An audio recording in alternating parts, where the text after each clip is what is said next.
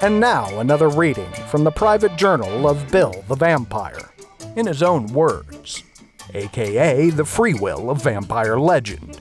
Everything here was written personally by Bill Ryder, compiled from his personal Facebook page. But first, a word from Bill the Vampire. Thanks, Fetherolf. So, here's my weekly segment called, Hey, look at this asshole. The asshole for today is Emily Kaplan. M to her readers. This is a quick peek inside her soul. You'll notice it's colorful in there. Sparkly, too. And it's very well organized. Then again, she does write a lot about murder and death. Maybe she is more a Sally type. You know, live grenade with no pin, just kind of bouncing around the room like a hot potato.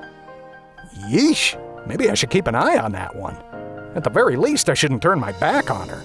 Anyway, if you're in the market for some sparkly death books, Kaplan's the way to go.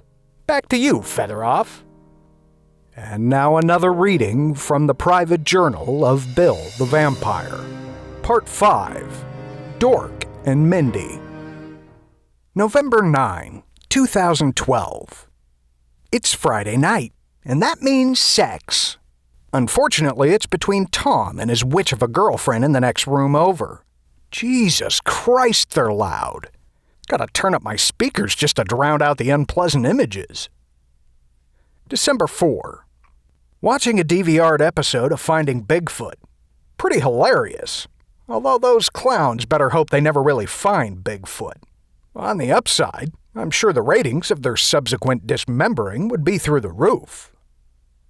December 6. Having an argument with Tom. The deluded fool actually thinks the Galactica would stand a chance against the Defiant. Quantum torpedoes for the win. Such a dumbass. Oh, and Dave left me a message. Something about mice escaping. I think I'm just going to delete that one for the sake of my own sanity. January 1, 2013. Oops. I wrote January 1, 2012 on my rent check. Never fails. Every year. I should just pay cash between January and March. January 8th.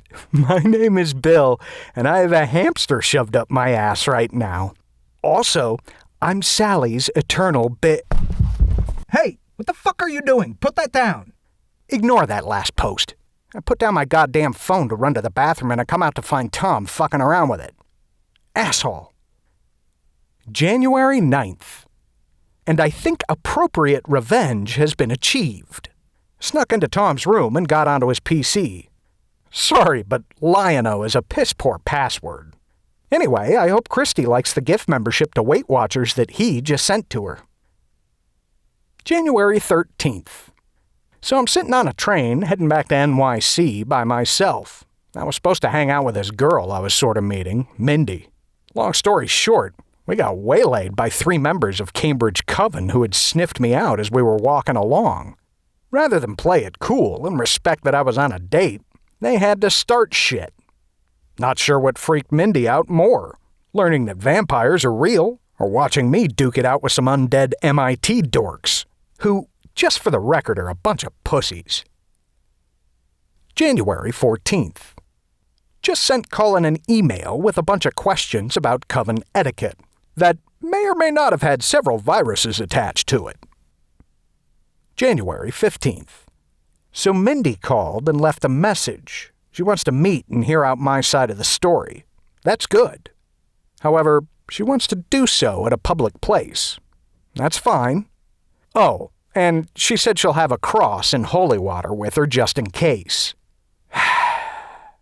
But, oh well, still better than nothing. January 17th.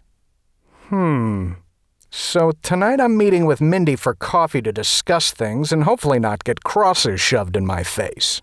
I probably need a night out anyway, as I heard my little joke email to Colin wound up crashing the entire network for the Boston office. Yeah, I'm probably going to hear about that one. January 18th. Who's the man? Bill's the man. Who's the man? Bill's the man. Let's just say my coffee date went extra well last night. thanks to my effervescent personality and maybe a little extra tragic emphasis on my story.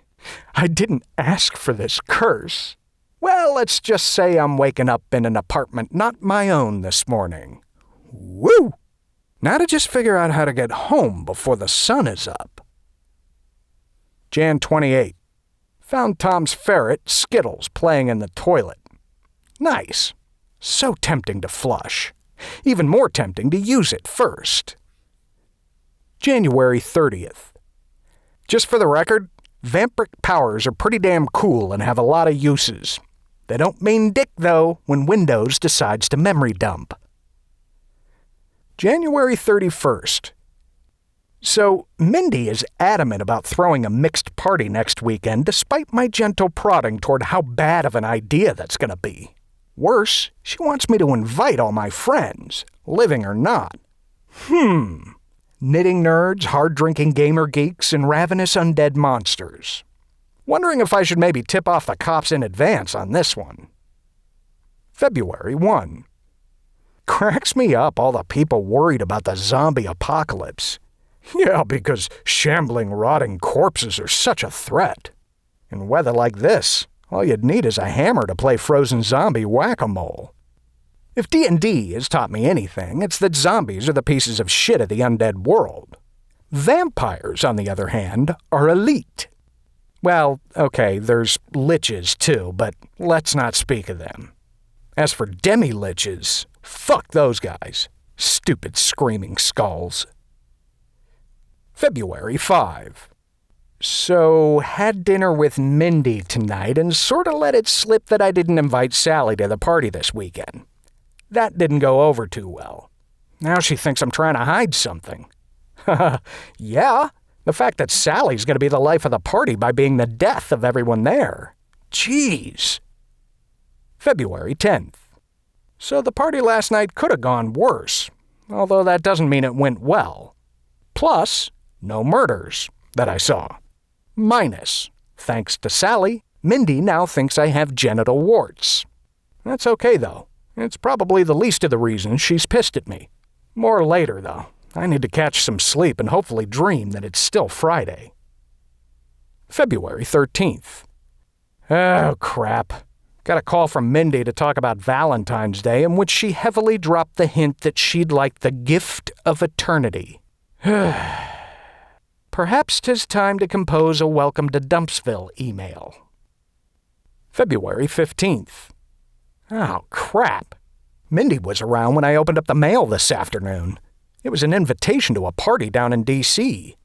At first I thought it must have been delivered by mistake, but then I saw where it's being held. The Mongolian embassy. And Mindy thinks we should go. Fuck me sideways with a cheesesteak. February 16th. Great. Tom and Christy are having a little spat, and now my couch is engulfed in purple flames. I'm thinking we need to have a chat about upping our renter's insurance. February 26th. Got home to find a large package waiting for me. Inside was a new tuxedo and a note saying to expect a limo to pick me up at sunrise. On the day of that Chinese embassy slaughter. Ball. I have no intention of going. How the hell did Gan know my measurements? Fucking creepy, I tell ya. Oh, and no, I didn't turn Mindy into a vampire, but I am still debating whether or not to dump her. Doing so would probably save her life, and that's a good thing. In times like this, one should put the safety of others before their own needs. Alas, the life of a reluctant vampire is one of self-sacrifice. Also, she's starting to get kind of fucking annoying. March 10. It figures. I get invited to a ball that is sure to be a 100% batshit crazy murderous nightmare, and of course, Tom and Ed want to come. I love my friends, but damn, they're not about to be convicted of having a sense of self-preservation anytime soon. Oh well, at least we don't lead boring lives. March 13th. Dear Mindy, please let this Facebook post serve as notice of our breakup. Hopefully you'll see it. If not, hopefully one of your friends does and lets you know. Wishing you the best, Bill. March 14th. Just got a text from Mindy. I reject your breakup. What the fuck? She can't do that, can she? I mean, that's like walking out of a prison and saying, I reject your conviction. Why do I always attract the weirdos? March 18th. So, the rumors of Mindy and my breakup have been greatly exaggerated. I was, just kidding. Yeah, that's it. You know me, joking all the time. Hardy har har. March 20th, 2013. Oh, crap! Hiding in my bedroom hoping a fireball isn't incoming. Just stepped out to use the bathroom, opened the door, and there was Christy stepping out of the shower naked. Well, okay, if she'd been stepping out of the shower fully clothed, that might have been weird. But either way, what the fuck? Tom's at work. What the hell is she doing here? Naked? Okay, mystery solved. Tom offered to let Christy stay at our place while hers is being fumigated. And of course the stupid shit didn't bother to mention it. So, her magic can vaporize me, but not cockroaches? Anyway, she talked to me. It's all cool. She said that we should just forget it ever happened. Which I will. Except for the her being naked part. March 21.